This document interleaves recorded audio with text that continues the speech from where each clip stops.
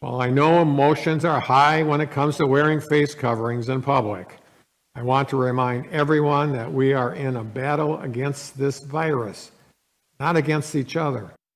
Governor Evers declared a new public health emergency and ordered people age 5 and up to wear face masks in enclosed public spaces. The order runs until September 28th. The mandate may spark a new fight between the Democratic governor and Republicans who sued and won over his stay-home order. So we're talking now with our editorial partner, J.R. Ross, editor of WisPolitics.com. J.R., always glad we can have you with us. So the question is, what do Republicans do now?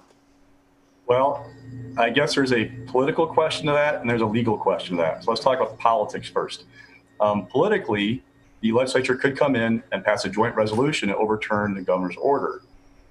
But there are some layers to that. One, we've already seen Senator George Scott Fitzgerald say he wants to come in and do this. You've seen some of his members be very adamant. They want to come in and vote right away and get something. They want to overturn this right away. The Assembly's been a little bit more muted in the initial response to this, and there's probably a couple reasons why. If you think about it in the big picture politically right now, Republicans are struggling in suburban areas, especially with President Trump. If you think about the Senate districts, even the ones that are suburban, they're still pretty safe Republican, but you dive down those Assembly districts, they're a little less safe. So it's a little more politically dicey to come in and take a vote like this when you have maybe not a clear consensus about the public.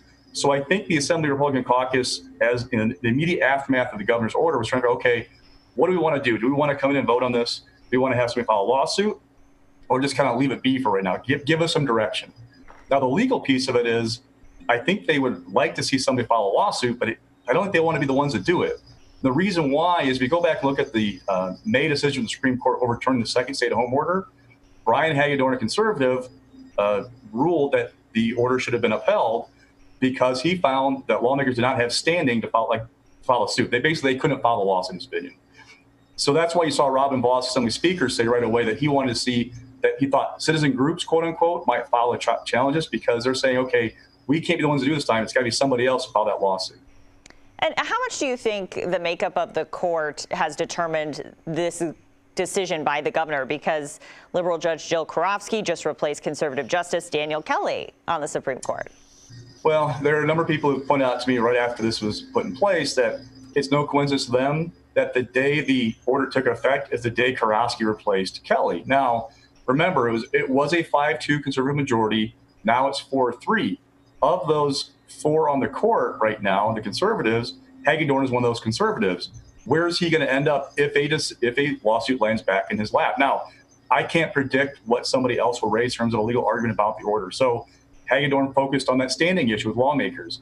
If it's a private group, private citizen who filed a lawsuit this time, what issues might come up? It's hard to predict those, but he's going to be the focus. And now I know it's always dangerous in politics and to kind of assume that judges will rule a certain way, but the general consensus is that Karofsky is going to be more sympathetic to an Evers order than a Daniel Kelly was, who now is gone. So that's the thing to watch is, where's Brian Hagedorn end up? And oh, by the way, he's under some pressure because he's broken with conservatives on a number of high-profile issues, and they haven't forgotten about that. So if he breaks them again, that could cause him some problems with people when he seeks re-election down the road.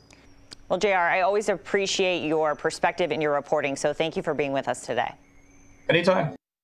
So will you comply with the mask order? We're asking a poll question over on our Upfront Facebook page. You can like it and share it with your friends.